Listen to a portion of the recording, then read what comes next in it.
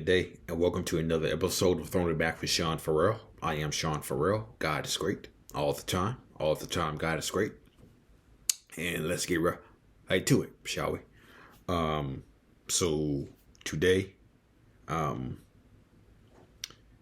to be discussing a couple of Game 7's in NBA history. One would be the 2002 Western Conference Finals Game 7 between the Lakers and Kings, and that series went down to the wire. LA, of course, came out on top. It looked like Sacramento earlier in the series was going to win. They won Game 3 pretty convincingly, and then they led 65-48 at halftime of Game 4. Wait a second. Samaki Walker hit a three. Yeah. Samaki Walker hit a three that should not have counted, as Chris Webber says. But, kind of gave the Lakers a little bit of momentum. And they came back and win Game 4 on Robert Horry's three-pointer, of course. And so Game 7 comes, okay? And all five Lakers starters scored in double figures. Shaq had 30. Shaq had 35. Kobe had 30. Horry had 16. Fox had 13. Fisher had 13. The Kings had four starters in double figures. Chris Webber had 20. Bibby 29. Turkoglu scored 10. Vlade Divac had 15. But Doug Christie only had 4. Okay. And Bill Walton was noticing this during the game. During game 7, he noticed that Sacramento was being somewhat tentative. Okay. And so Sacramento is coming down the court. So Bill Walton noticed that Sacramento was real tentative as to who wants to shoot. Okay.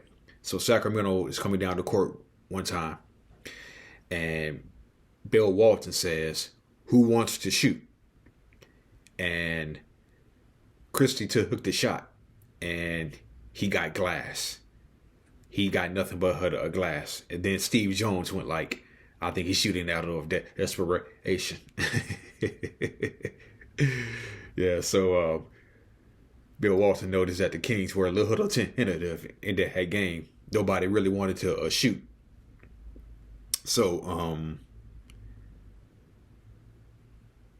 one of the key things that happened, Vlade Divac was in foul trouble, okay? And he picked up his fourth foul and he went to the bench, okay? And it was in the fourth quarter of that game where he came back in, okay? So then he comes back in. The Lakers inbound the ball. Vlade fouls just like that. And he picks up his fifth foul. And Bill Walton's like, one play, one possession. Vlade comes in and he fouls right away. That's not going to get it done.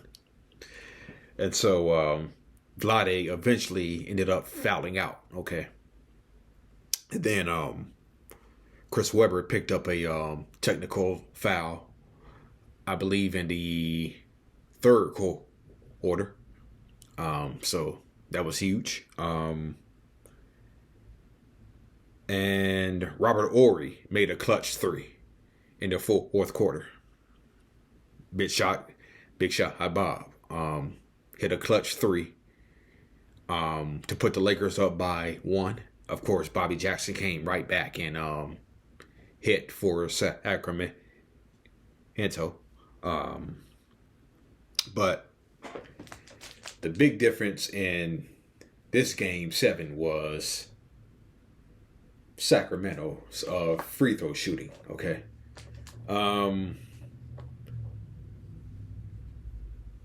I believe at one point during the second half, they were 5 for 13 at the free throw line at one point in the second half.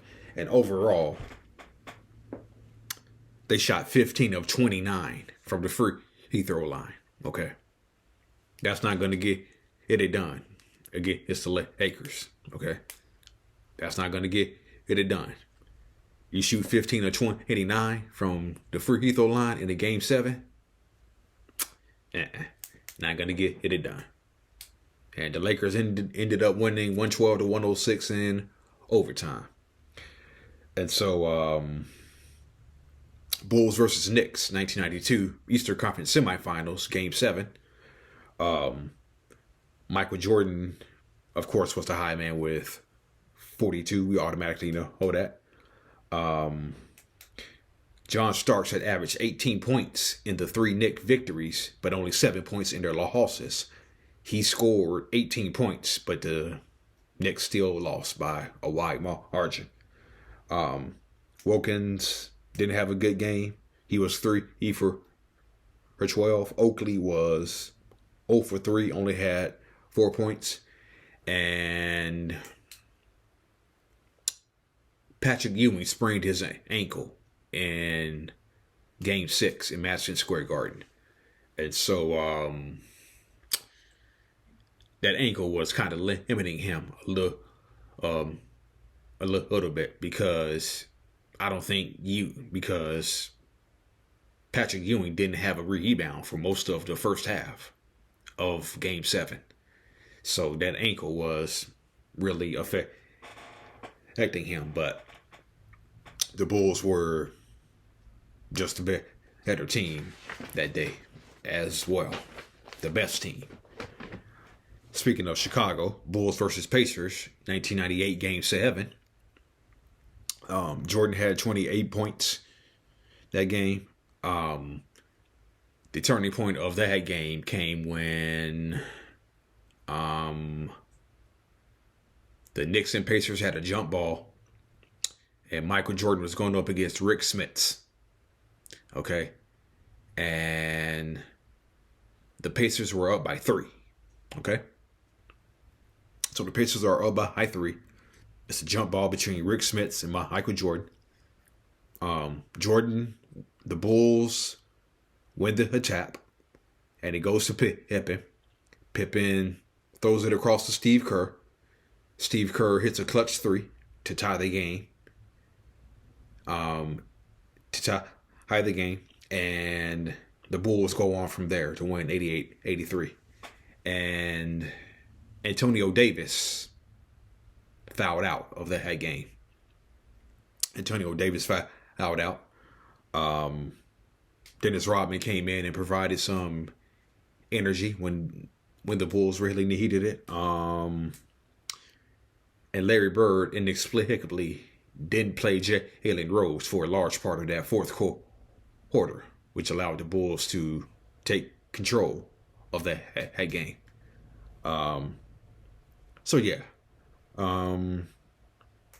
So we go from talking about game 7's to talking about another dysfunctional team. I talked about the Lakers the other day, the 99 Lakers the other day. Okay. So talk about the mess that was the 1991 New York Knicks. Okay. They started out the season at 6-3. Stu Jackson was their coach, and they started out the season 6-3. Then they lost 5 straight. And after a 113-96 victory over the Charlotte Hornets, Al Bianchi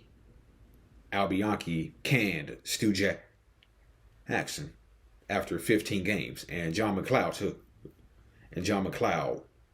formerly of the Phoenix Suns and Dallas Mavericks, took over.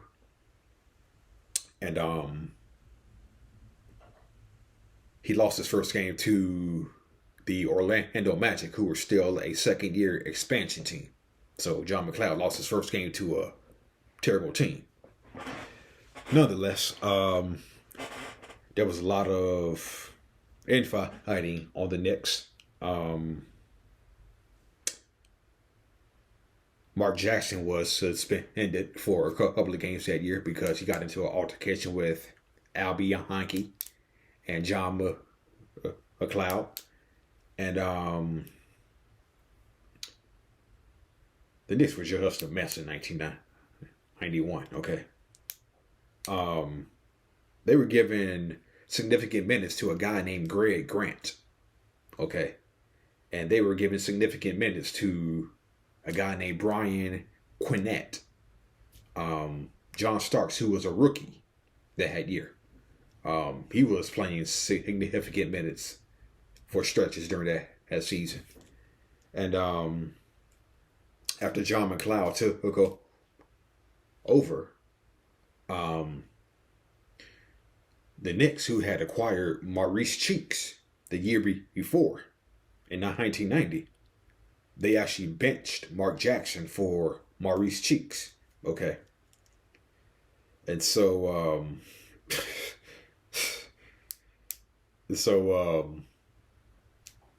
yeah, infighting. Mark Jackson getting suspended. And Al Bianchi, who seemed to have conflict with everybody. He had conflict with Rick Pitino, and Pitino left for Kentucky. He drafted Rod Strickland when they already had Mark Jackson. And Al Bianchi ended up getting fired during the 90-91 season, okay? He ended up getting fired his own self. That's how Dave Checkins and Ernie Grunfeld came in.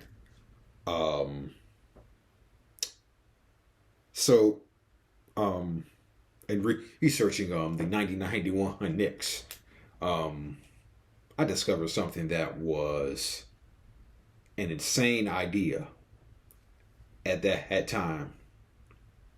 But it just goes to show you, how they say A-Rod's going to be A-Rod. No, Al Bianchi's going to be Al Bianchi. Well, I learned that Al Bianchi wanted to trade Patrick Ewing to the Miami Heat for Ronnie Cycli and Sherman Douglas. I kid you not. Al Bianchi wanted to trade Patrick Ewing to the New York Knicks. He wanted to trade Patrick Ewing to the Miami Heat for Ronnie Cycli and Sherman Douglas. And that would have got another point guard on the Knicks. So you mean to tell me you would have had Mark Jackson, Greg Grant, Maurice Cheeks, and Sherman Douglas. If that trade went through, the Knicks would have had 4 point guards and 4 shooting guards. Okay. That's Al Bianchi for you. But the Miami Heat didn't go through with the trade. Thank God the hell it didn't. And so so they finished the year at 39-43. Al Bianchi gets fired during the year. I think he got fired when the Knicks were 26-31. And then Bernard King, who was playing for the Washington Bullets at that time, came in and scored 49 points in a 107-98 Bullets victory at Madison Square Garden. So they said Bernard King wanted revenge against Al Bianchi for releasing him after the 1987 season. So, but at one point they were 22-31. The Knicks were, but they won 12 of their next 14 games. They won 12 of their next 14, and they did just enough to sneak into the playoffs. Of course, we all know they got crushed by the Bulls in 3 straight games. So, yeah. 1991 was a bad year for New York sports. And the Madison Square Garden fans started chanting, "Al must go. Al must go." Kind of funny. Weren't the Giant fans chanting the same thing when they wanted Ray Hanley out? When the New York Giants wanted Ray Hanley out? Weren't they chanting, "Ray must go? Ray must go? Ray must go. So, wasn't a good year. 1991 wasn't a good year for New York sports, okay? I'm just saying. All right, that's it. That's all for Throwing It Back with Sean Farrell. I am Sean Farrell. Peace out. God bless.